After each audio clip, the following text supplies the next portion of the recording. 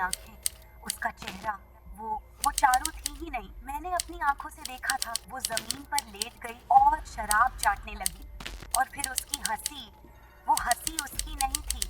उस रात हम सब मर भी सकते थे। ये वॉइस नोट है मोनिका। कहानी में आपको ऐसी और भी क्लिप्स सुनने को मिलेंगी, तो कहानी का एंड बिल्कुल भी मिस मत करना। डर की इस नई दुनिया में आपका स्वागत है। नमस्कार दोस्तों, आप सुन रहे हैं the horror show by Karnik. ये कहानी हमें मोनिका ने भेजी है। इस कहानी में आप जानेंगे कि दुनिया में दो ताकतें होती हैं, एक जो हमें बचाती है और एक जो हमें ले जाने आती है। भगवान और भूत, रोशनी और अंधेरा दोनों एक साथ ही होते हैं, लेकिन कभी कभी अंधेरा इतना गहरा हो जाता है कि रोशनी भी उसे पार नहीं कर पाती। आज जो मैं कहानी आपको सुनाने जा रहा हूं, वो एक ऐसे ही अंधेरे की है। एक ऐसी रात जो शुरू तो एक नॉर्मल पार्टी से हुई थी, लेकिन खत्म हुई एक भयानक सच्चाई से। एक रात जब एक इंसान खुद को खो बैठा।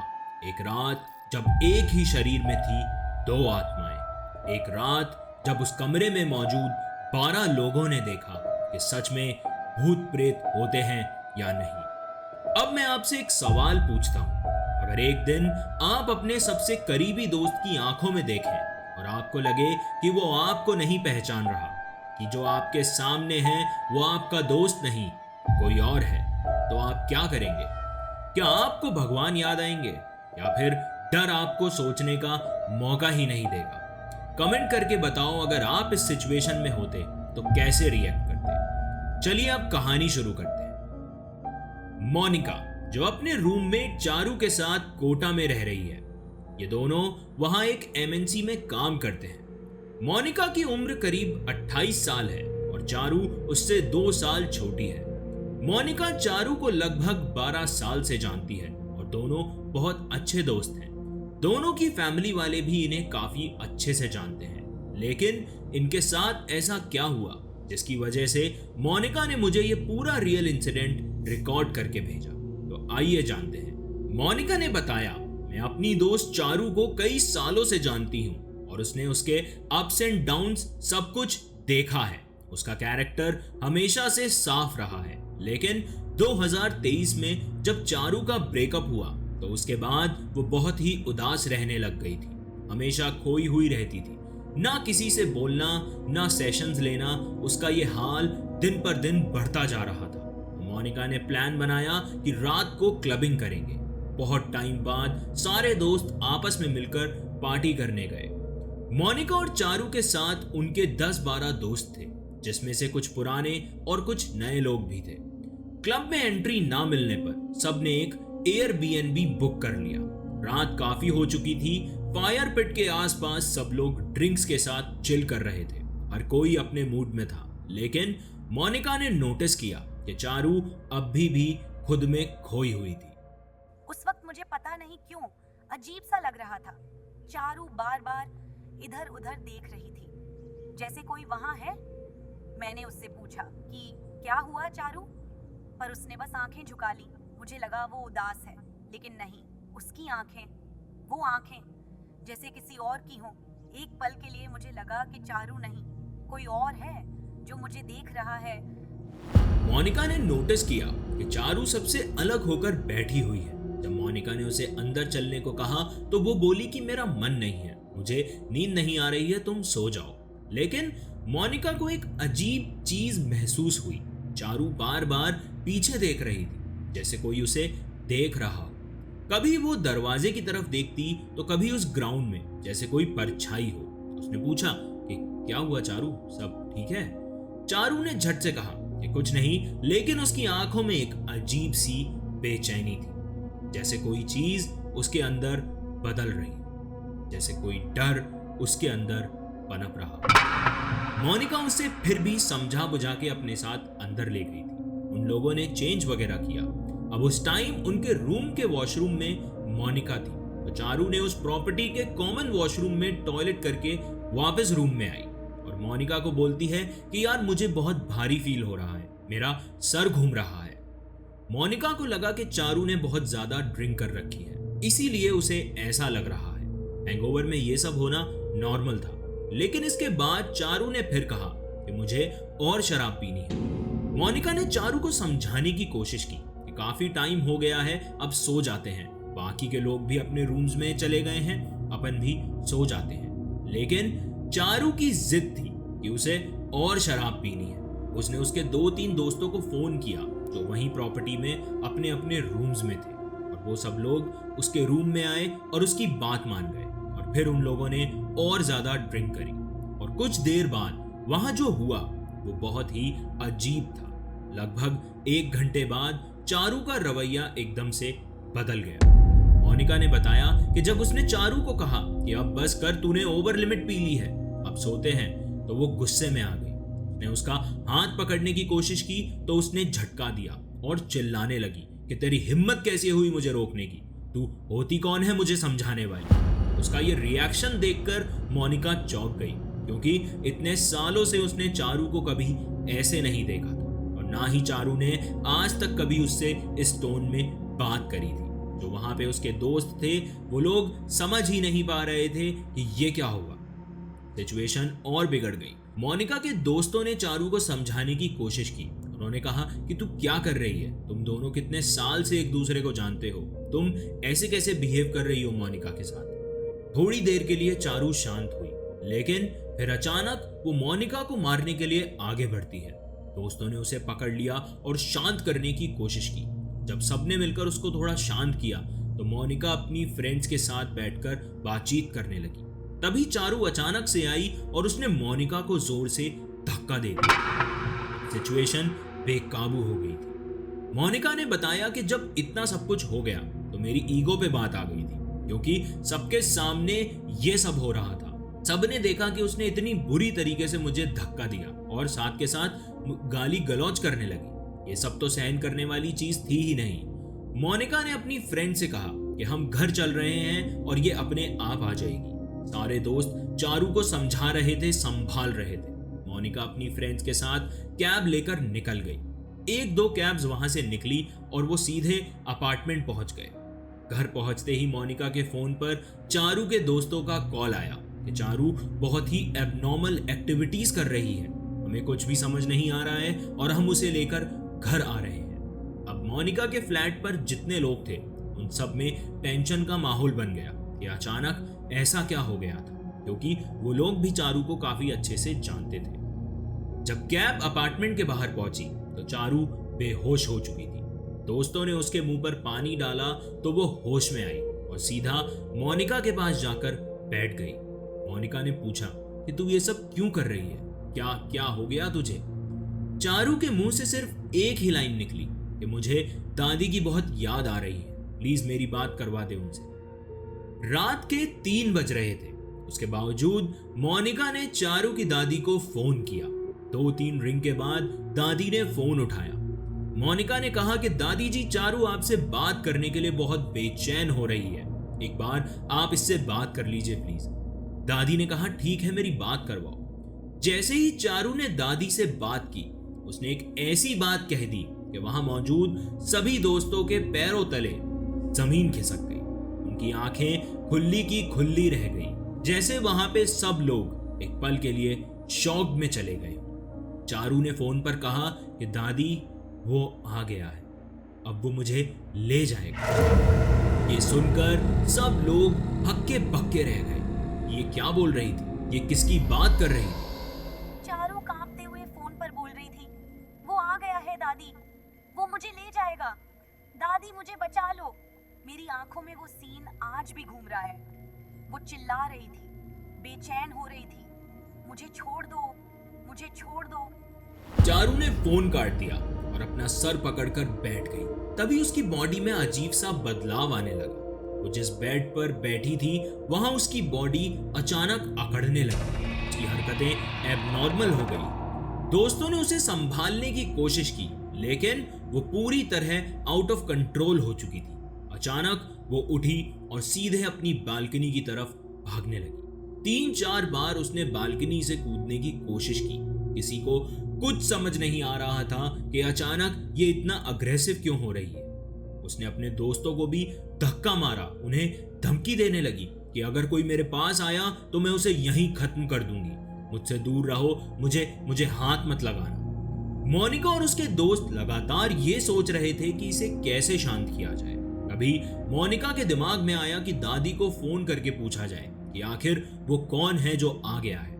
उन्होंने दोबारा दादी को कॉल मिलाया और पूरी सिचुएशन बताई। दादी ने कहा कि तुम लोग डॉक्टर को बुलाओ, एम्बुलेंस मंगवाओ और इसे इंजेक्शन लगवाकर बेहोश कर दो। दोस्तों ने बहुत कोशिश की कि किसी तरह चारू को खींचकर हॉस्पिटल ले जाएं, लेकिन वो किसी के भी काबू में नहीं आ रही थी। उन्होंने पास के हॉस्पिटल में एम्बुलेंस बुलाने के लिए कॉल किया, लेकिन वहां से जवाब मिला कि अभी कोई एम्बुलेंस अवेलेबल ही नहीं है। अब सवाल ये था कि वो कौन है जो आ गया है। तभी वहां मौजूद एक लड़का जो चारू का बहुत क्लोज फ्रेंड था, उसने सोचा कि उसे अचानक से झटका देकर होश में लेकर आए तो शायद वो नॉर्मल हो जाए। वो उसके पास गया और उसने जाकर चारू को जोर से एक चांटा मारा। जैसे ही उसने थप्पड़ मारा, चारू के मुंह से एक आवाज निकली, कोई नॉर्मल आवाज नहीं, एक मेल वॉइस। वो बोला, तेरी इतनी हिम्मत, तूने मुझ पर हाथ उठाया? तुझे नहीं पता मैं कौन हूँ? तुझे भी ले जाऊंगा मैं इसके लिए ही आया हूँ, कोई इसे बचा नहीं सकता मुझसे। ये सुनते ही वहां खड़े आधे लोग अपने आप पीछे हट गए। जिसने थप्पड़ मारा था, चारू ने उसे पकड़कर बुरी तरह पीटना शुरू कर दिया। किसी तरह उसे रूम से बाहर निकाला गया ताकि चारू उसे मार न डाले। अब जो भी आत्मा या स्पिरिट चारू के अंदर आ चुकी थी, वो पूरी तरह से हावी हो चुकी थी उस पर। वो बार बार चिल्ला रही थी कि तुम इसे बचाओगे, कैसे बचाओगे? कोई नहीं बचा सकता इसे, मैं इसे लेकर जाऊंगी और जो मेरे रास्ते में आएगा वो भी मारा जाएगा। अब वहां खड़े लोगों को समझ आ गया था कि मामला हाथ से पूरी तरह निकल चुका है। मोनिका ने तुरंत अपना फोन निकाला और फोन में हनुमान चालीसा चलाना शुरू कर दिया। जैसे ही हनुमान चालीसा की आवाज गूंज उठी, चारू एकदम से पागलों की तरह भागने लगी मोनिका की तरफ। लक्की वो चिल्ला रही थी कि बंद कर, इसे बंद कर, ये मेरे कानों में गूंज रही है, बंद कर दे इसे। मोनिका ने घबराकर हनुमान चालीसा बंद कर दी, लेकिन तभी उनके एक दोस्त ने हिम्मत दिखाई और जोर जोर से हनुमान चालीसा गाने लग गया। जिस मेल स्पिरिट ने चारू को अपने कब्जे में लिया था, वो अचानक उस दोस्त के पास आ गई और बोली कि जितना जागरण कीर्तन करना है कर लो, तुम मुझे इससे अलग नहीं कर पाओ। मैं इसे लेकर ही जाऊंगा, मैं सबको खत्म कर दूंगा, मैं किसी को नहीं छोड़ूंगा। ये सुनकर वहां मौजूद लोग धीरे धीरे रूम से बाहर निकलने लगे। अब उन्हें समझ आ चुका था कि ये चीज बिल्कुल आउट ऑफ कंट्रोल हो चुकी है। अब सवाल ये था कि क्या कोई इसे रोक सकता था या फिर चारू को सच में कोई अपने साथ ले जाने वाला था। आगे जो हुआ वो और भी ज्यादा खौफनाक था। तो कहानी में बने रहिए और कहानी का एंड मिस मत करना। और अगर आपको ये कहानी अभी तक पसंद आ रही है तो चैनल को सब्सक्राइब करें, वीडियो के लाइक बटन को प्रेस करें।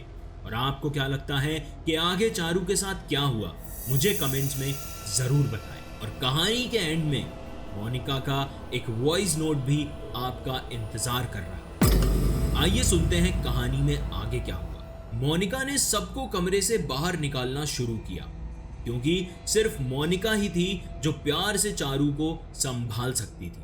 धीरे धीरे सभी लोग बाहर चले गए और अब कमरे में सिर्फ मोनिका और चारू रह गए। मोनिका ने बताया कि जब वो चारू के साथ कमरे में थी और उसे बार बार समझाने की कोशिश कर रही थी, तभी चारू अचानक अपना सर पकड़कर खुद से बात करने लगी। वो मंजर इतना खौफनाक था कि आप उसकी कल्पना भी नहीं कर सकते। वो अजीब अजीब बातें बड़बड़ाने लगी, जैसे किसी से बहस कर रही हो। फिर अचानक वो खड़ी हुई और वहां रखी शराब की बोतल उठाई और सारी जमीन पर खाली कर दी। इसके बाद वो जमीन पर लेटकर उस शराब को अपनी जीभ से चाटने लगी। वो इस तरह से उसे चाट रही थी जैसे वो नहीं कोई जानवर अपने बर्तन से पानी पी रहा हो। वो शराब चाटती और फिर जोर जोर से हंसने लगती और उसकी हंसी में वो प्रेत की आवाज थी, वो बिल्कुल आदमियों की तरह हंस रही थी। मोनिका ने तुरंत उसे खींचकर उठाया और कहा कि चारू ये क्या कर रही हो, लेकिन चारू जैसे किसी से लड़ रही थी, खुद से ही उलझ रही थी। अचानक वो जोर से चिल्लाई कि मुझे छोड़ दे, मुझे बहुत दर्द हो रहा है, मुझे जाने दे। तभी कमरे में वो मेल वॉइस गूंजने लगी, वो प्रेत की आवाज। ऐसे कैसे छोड़ दूं तुझे? तुझे छोड़ दिया तो तू बच जाएगी। तुझे ले जाने का वक्त आ गया है। बहुत मुश्किल से पकड़ा है तुझे, अब नहीं छोड़ूंगा। चारू घबरा कर गिड़गिड़ाने लगी कि प्लीज प्लीज मुझे छोड़ दो, मैंने किसी का कुछ नहीं बिगाड़ा। लेकिन वही मेल वॉइस दोबारा बोली, नहीं, मैं तुझे नहीं छोड़ूंगा। कोई तुझे बचा नहीं पाएगा मुझसे। मोनिका ने बताया कि इस दौरान जब वो बार बार चारू को शांत करने की कोशिश कर रही थी, तो वो प्रेत उसे डराने की पूरी कोशिश कर रहा था। कभी वो अचानक मोनिका के सामने आकर हंसने लगती, तो कभी पूरे कमरे में इधर उधर घूमने लगती, कभी उल्टे सीधे अजीब हरकतें करने लगती। वो बार बार ये चाह रहा था कि मोनिका डरकर भाग जाए और चारू उसके कब्जे में पूरी तरह आ जाए, लेकिन मोनिका ने उसे अकेला नहीं छोड़ा और बार बार खुद से बोलती रही कि चारू को कुछ नहीं होने देगी। उसने डर के बावजूद वहां अपनी हिम्मत नहीं हारी। जब मोनिका को लगा कि सिचुएशन अब हाथ से बाहर जा रही है, तो उसने दोबारा चारू की दादी को फोन मिलाया और उन्हें बताया कि हालात बहुत बिगड़ते जा रहे हैं। दादी ने कहा कि इसकी माँ को कॉन्फ्रेंस कॉल पर लो। मोनिका ने तुरंत दादी और चारू की माँ को कॉल पर लिया और जल्दी से फोन चारू के हाथ में पकड़ा दिया। उस वक्त कमरे में मोनिका और उसके कुछ दोस्त मौजूद थे और वो लोग सुन रहे थे कि क्या बात हो रही है। जैसे ही चारू ने फोन लिया, जो बातचीत हुई, जैसे ही चारू ने फोन लिया और जो बातचीत हुई, उसने सबको अंदर तक झंझोर के रख दिया। दादी की आवाज आई कि कौन है तू और क्या कर रहा है, लेकिन चारू ने जवाब दिया लड़के की आवाज में, ओ गंगा, गंगा तू भी मरेगी। तू परेशान मत हो, तेरी भी बारी आएगी। तेरी उम्र हो रही है, मैं आ रहा हूँ। इसे खत्म करके तुझे लेने आऊंगा। गंगा उसकी दादी का नाम था। चारू की माँ घबरा कर पूछती है कि कौन है तू, क्या बोल रहा है। वापस से वो आवाज आती है और बोलती है, यार बेटी, तेरे पति को भी ले जाऊंगा मैं। बीच में मत आना, तुम्हारा पूरा घर उजड़ जाएगा। बहुत बचाया ना तुमने अपनी पोती को, अब नहीं बचा। मोनिका ने जब ये सुना तो उसे कुछ समझ ही नहीं आ रहा था कि आखिर चारू के घर में ऐसा क्या हो रहा था, ये कौन था, क्योंकि इसका निशाना चारू और उसका परिवार था। घर में उस वक्त सुबह के 4:30 बज चुके थे। सारे दोस्तों के नशे उतर चुके थे और सबके चेहरे पे वो डर और गंभीरता नजर आ रही थी। आखिर में दादी ने कहा कि बस अभी इसे किसी भी तरीके से इंजेक्शन लगवाकर सुला दो, हम अभी निकल रहे हैं, 2-3 घंटे में पहुंच जाएंगे। तभी वहां एम्बुलेंस आ गई और नर्स ने उसे इंजेक्शन देके बेहोश कर दिया और उसे हॉस्पिटल में ले जाके उसके हाथ पैर दोनों बेड से बांध दिए। कुछ देर बाद वो होश में आ गई और अब तो उसका हाल पहले से भी बदतर हो गया था। वो वही मेल वॉइस में जोर जोर से चिल्ला रही थी कि मुझे जाने दो, मैं इसे मार दूंगा। हॉस्पिटल में भी डर का माहौल बन गया था। कोई डॉक्टर या नर्स उसके पास जाने की हिम्मत नहीं कर रहा था। फिर अचानक वो बेहोश हो गई और 15 मिनट बाद उसे होश आया और वो बिल्कुल नॉर्मल थी। वो मोनिका से कहती है कि मैं यहाँ पे क्या कर रही हूँ और ये मेरा हाथ पैर क्यों बांध रखे हैं तुम लोगों ने। मोनिका और उसके दोस्त हक्के बक्के रह जाते हैं कि ये सब क्या हो रहा है। डॉक्टर्स उसे चेक करते हैं और बोलते हैं कि ये तो बिल्कुल नॉर्मल हो चुकी है, बीपी, हार्ट रेट सब कुछ नॉर्मल है। वो लोग उसे वापस घर ले आए। मोनिका को थोड़ी राहत मिली कि अब सब कुछ ठीक होने वाला है, लेकिन फिर वहां जो हुआ वो उसने सोचा भी नहीं। तकरीबन 1 घंटे बाद चारू अचानक उठ खड़ी। उसने कमरे में पड़े भारी भारी सामान को हिलाना शुरू कर दिया। अलमारी, फ्रिज, हर चीज वो एक हाथ से उठा रही थी। उसके अंदर किसी अदृश्य शक्ति की जबरदस्त ताकत आ गई थी। सारे दोस्त कमरे के बाहर खड़े बार बार मोनिका से पूछ रहे थे कि क्या हुआ, वो ठीक है, ये आवाजें कैसी आ रही हैं, लेकिन अंदर से सिर्फ गालियों की आवाजें आ रही थी। चारू बेकाबू हो चुकी थी, वो सबको गालियां दे रही थी। इस दौरान जब मोनिका ने उससे कहा कि कौन है तू, इसे छोड़ क्यों नहीं देता, तो एंटिटी हंसकर बोली, छोड़ दूं इसे? दोस्त है ना तू इसकी, दूर हो जा अगर अपनी जिंदगी प्यारी है। अब वो प्रेत बार बार कुछ ना कुछ कर रहा था, लेकिन मोनिका को महसूस हो रहा था कि कहीं ना कहीं चारू उसे अंदर से लड़ रही है। तभी अचानक चारू बड़ी नजाकत से चलकर शीशे के सामने आ गई। उसने अपने बाल लहराए और कहा, देख कितनी खूबसूरत है चारू, इस खूबसूरती की जगह यहाँ नहीं है, ये तो आज मेरे साथ ही जाएगी। मोनिका कांप गई। ने कांपते हुए कहा कि ये शरीर मेरी दोस्त चारू का है और इसकी जगह यही है। इतना सुनते ही आत्मा गुस्से में पलटी और मोनिका को मारने के लिए झपटी। मोनिका किसी तरह खुद को छुड़ाकर वहां से भाग निकली। तभी कमरे में रखा सामान, भगवान की तस्वीरें, अपने आप सब कुछ गिरने लगा। कमरे में इतनी हलचल हो रही थी कि किसी को कुछ समझ नहीं आ रहा था आखिर ये प्रेत की वजह से हो रहा है या कुछ और, इसके पीछे क्या राज था। अब सुबह के 7 बज चुके थे। चारू की फैमिली वहां आ चुकी थी। अब पूरा सच सामने आने वाला था कि आखिर चारू इस चीज का शिकार कैसे हुई, क्योंकि यह सब उसके परिवार में बहुत पहले से चल रहा था। सच इतना खौफनाक था कि सुनकर आपकी रूह कांप जाएगी। उसकी फैमिली के वहां आते ही ये सब लोग आपस में डिस्कस कर रहे थे।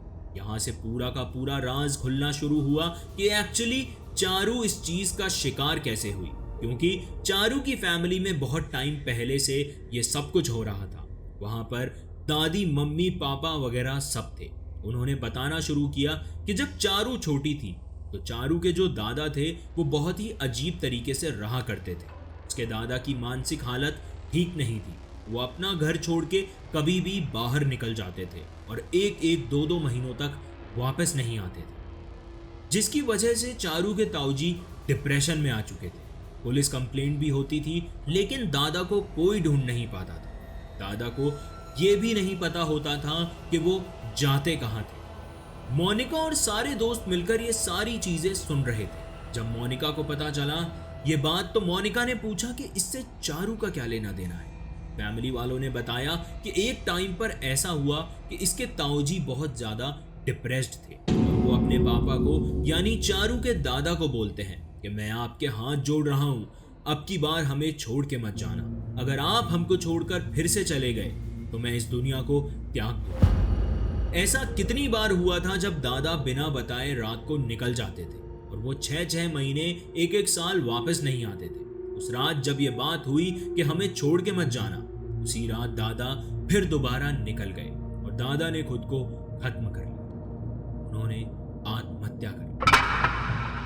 दादी इस सदमे को झेल नहीं पाई और वो भी बहुत गुमसुम रहने लग गई थी। उनकी वो हालत देख चारू के ताऊजी अपने आप को दोषी ठहराते थे और इस पूरे सिनेरियो के बाद 1 साल के अंदर ताऊजी की तबीयत बिगड़ती जा रही थी और एक दिन उनकी आधी बॉडी पैरालाइज्ड हो गई और वो बेड रेस्ट पर आ गए। घर में हर वक्त टेंशन का माहौल रहता था। हालांकि चारू की मम्मी अपनी हर कोशिश करती थी कि उसे इन सब चीजों से दूर रखे और 6 महीने के अंदर ही उसके ताऊजी की मौत हो गई। वो इस तरीके से हुई कि उनकी कमर गल गई, उनकी कमर में कीड़े लग गए थे और उसी वजह से उनकी मौत भी हुई थी। पर मोनिका को अब तक ये नहीं समझ आ रहा था कि इन सब का चारू से क्या कनेक्शन था और उसके दादा और ताऊजी की डेथ क्या एक नॉर्मल डेथ थी या फिर वो लोग किसी टोने टोटके का शिकार बने थे। उसने ये सब दादी से पूछा। दादी बोली कि चारू जो थी वो अपने दादा से एक टाइम पर बहुत क्लोज थी। दादी से वो उस वक्त इतना क्लोज नहीं थी, लेकिन दादा से वो बहुत क्लोज थी। जब दादा गए तो चारू को भी सदमा लगा था। वो बहुत ज्यादा परेशान रहने लगी थी। उसकी उम्र उस वक्त 5-6 साल ही थी। उसके दिमाग में ये बातें घर कर गई थी। चारू ने अपनी आंखों से देखा जब वो बड़ी हो रही थी कि एक दिन मम्मी पापा की बहुत बुरी लड़ाई हुई। मम्मी ने बोला कि मैं अपनी बेटी को लेकर घर जा रही हूँ, मतलब अपने मायके जा रही हूँ। पापा बोलने लगे कि नहीं नहीं ऐसा मत करना, तू ऐसा मत कर, और उनके बीच हाथापाई सी हो गई। तभी जो मम्मी थी अचानक से वो 2 कदम पीछे हुई और मर्द की आवाज में बात करने लगी कि मैं बोल रहा हूं ना, मुझे जाने दे, मैं बोल रहा हूं, तू रोकेगा मुझे, अपना भाई मत बन, जाने दे मुझे। ये बोलते ही इसके पापा को पता नहीं कौन सा पैनिक अटैक आया और वो वहां पर एकदम से गिरे और बेहोश हो गए। वहां पे बेहोश होते ही ताईजी आई और उन्होंने उनको पानी के चींटे डालकर जगाने की कोशिश की। कुछ देर बाद उसके पापा होश में आए, लेकिन चारू जो उस टाइम पर छोटी थी वो अचानक उसकी बॉडी अकड़ गई। उसके अंदर ऐसा लगा कि जैसे कोई प्रेत आ गया है, कोई स्पिरिट आ गई है, और चारू इधर उधर देख रही थी। चारों कोनों में उसे कोई बूढ़ा इंसान खड़ा दिख रहा था। मोनिका ने पूछा कि उसके बाद क्या हुआ। दादी ने आगे बताया कि फिर एक पंडित जी को बुलाया गया। पंडित जी आए तो उन्होंने चारू के ऊपर पूजा की। कहीं ना कहीं उस पे जो प्रेत था उसे बांध दिया गया, सारी चीजों से उसे मुक्त करा गया। दादी मम्मी सब वहां पर अवेलेबल थे और उस इंसिडेंट के बाद चारू का बॉन्ड उसकी दादी से काफी स्ट्रांग हो गया था और ये सब कुछ होने के बाद उसे वो प्रेत दिखना बंद हो गया था। लेकिन वो जो प्रेत उसे दिखता था किसी और का नहीं, उसके दादाजी का ही था। अब बात आती है घूम के कि फिर चारू के ऊपर ये सारी चीजें शुरू कैसे हुई। तो इनकी फैमिली में जब ये चीजें चल रही थी तो कहीं ना कहीं ये जो कर्ज था ये इनके दादा कहाँ जाते थे किसी को मालूम नहीं चला। कहते थे कि दादा जहां भी जाते थे उन्हें कोई ताकत कंट्रोल कर रही थी। उन्हें कोई आवाज भी देता तो वो उठ के सीधे बाहर की ओर जाने लग जाते थे। फिर जब दादा चले जाते थे तो उनके ऊपर कोई क्रिया करता था। इसकी वजह से इनके परिवार के ऊपर ये सारी चीजें की गई थी। लेकिन वो कौन था जो क्रिया करता था? उनकी फैमिली का कोई मेंबर ही था जो इनके ऊपर ये सब काला जादू कर रहा था, क्योंकि चारू के घर में हमेशा लाल चिट पड़ी मिलती थी जो कि खून की होती थी। दादी ने कहा कि हमें फिर से कृष्णा पंडित जी को बुलाना चाहिए। वो प्रेत फिर से इस पे आ गया है। पंडित जी को दोबारा बुलाया गया। ये वही पंडित जी थे जिसने चारू को बचपन में ठीक किया था। तो उस टाइम जब ये सारे लोग फ्लैट में थे, पंडित जी ने बताया कि अभी भी चारू के ऊपर पीछे वही खड़ा है जो आप लोगों को नहीं दिख रहा लेकिन मुझे दिखाई दे रहा है, और वो इसको ले जाने की तैयारी कर रहा है। चारू की पूजा करवाई गई। पूजा के दौरान चारू बहुत अजीब अजीब तरीके से रिएक्ट कर रही थी। उसका उतारा हुआ कहीं ना कहीं उसके ऊपर वो प्रेत भारी हो रहा था, और बहुत देर की पूजा के बाद प्रेत को उसके शरीर से निकाल एक मटकी में बंद कर दिया। कुछ चीजें दिखने में सही लगती हैं, लेकिन असल में वो सिर्फ एक धोखा होती है। चारू अब बिल्कुल नॉर्मल है, या शायद सिर्फ दिख रही है। लेकिन मोनिका के लिए उस दिन के बाद जिंदगी वैसी नहीं रही। वो आज भी उस रात को एक डरावने सपने की तरह याद करती है, लेकिन उसे अब तक ये समझ नहीं आया कि वो सिर्फ एक सपना था या उसकी नई सच्चाई। भूत प्रेत जादू टोना ये सिर्फ 2 तरह के लोग समझते हैं। एक जिनके साथ ये हो चुका है, दूसरे जो ये सब करते हैं। उस रात जो भी हुआ, क्या वो वॉशरूम में एंटर करने का अंजाम था, या फिर जो प्रेत चारू के अंदर था वो पहले से ही उसके साथ जी रहा था। जो भी हो, मोनिका के लिए वो एक रात नहीं थी, वो एक श्राप था जो उसके जहन में हमेशा के लिए बस चुका है। लेकिन जो बात उसे सबसे ज्यादा डराती है वो ये नहीं कि चारू अब ठीक है या नहीं, बल्कि ये सोच के कि क्या सब कुछ सच में खत्म हो गया है। पंडित जी ने कहा था कि सब खत्म हो गया है, लेकिन सच ये है कि हॉरर कभी बस एक रात में खत्म नहीं होता। मोनिका आज भी कभी कभी नींद से उठ जाती है, पसीने में भीगी हुई। उसके कान में अब भी वो हंसी गूंजती है। उसके दिमाग में बस एक ही सवाल घूमता है। पर जो सवाल मुझे आज तक तंग कर रहा है वो ये कि अगर वो प्रेत मटकी में बंद हो गया था तो चारू अब भी रात के 3 बजे किससे बात करती है। उसकी फुसफुसाहट अब भी मुझे सुनाई देती है, लेकिन कमरे में मेरे और चारू के अलावा कोई नहीं होता। तो दोस्तों, आज की कहानी में बस इतना ही। ये कहानी आपको कैसी लगी मुझे कमेंट्स में जरूर बताएं। अगर आपके पास भी कोई कहानी है, कोई किस्सा है, तो उसे मेरे साथ जरूर शेयर करें। आप उसे रिकॉर्ड करके भेज सकते हैं या फिर अपनी कहानी, अपना इंसिडेंट मुझे ईमेल पर भी भेज सकते हैं। ईमेल आईडी आपकी स्क्रीन पर है, बस अपने शब्दों में लिखिए और भेज दीजिए। अगर आप ये कहानी स्पॉटिफाई या जियो सावन पर सुन रहे हैं तो चैनल को फॉलो करें और शो को रेट जरूर करें। और अगर आप ये कहानी YouTube पर देख रहे हैं तो वीडियो को लाइक करें, चैनल को सब्सक्राइब जरूर करें। धन्यवाद। आप सुन रहे थे the horror show by Karnik.